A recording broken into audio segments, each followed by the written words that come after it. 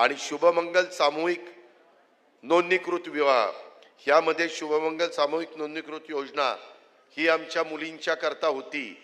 त्यांना आम्ही 10,000 रुपये लग्न झालं की द्यायचो, परंतु आता ते 10,000 काही होत नाही।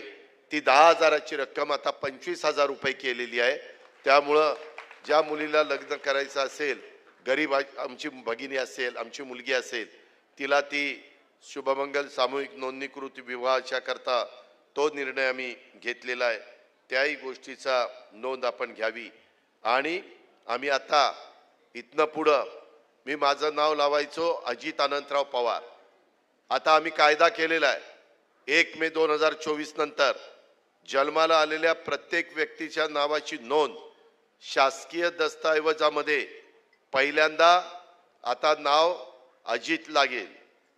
त्याच्यानंतर माझ्या आईचं नाव आशा आहे, अजित आशा, आणि मग माझ्या वडिलाचं नाव अनंतराव पवार लागेल। म्हणजे अजित आशा अनंतराव पवार।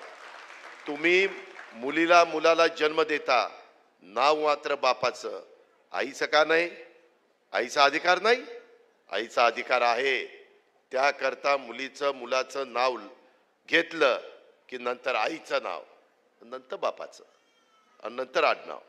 एवढा मान आम्ही तुम्हाला त्या ठिकाणी दिलेला आहे। अशा पद्धतीने क्रमाने आम्ही ते बंधनकारक केलेले आहे। खूप चांगल्या चांगल्या योजना मायमाऊलींनो आम्ही तुमच्याकरता आणल्यात, त्याचा आपण फायदा घ्या। त्याच्यातनं मुलींना दर्जेदार शिकवा, त्याच्यातनं प्रपंच तुमचा पुढे आणा, तुमचं आर्थिक उत्पन्न वाढवा, आणि ह्या सगळ्या राज्य सरकारच्या लोक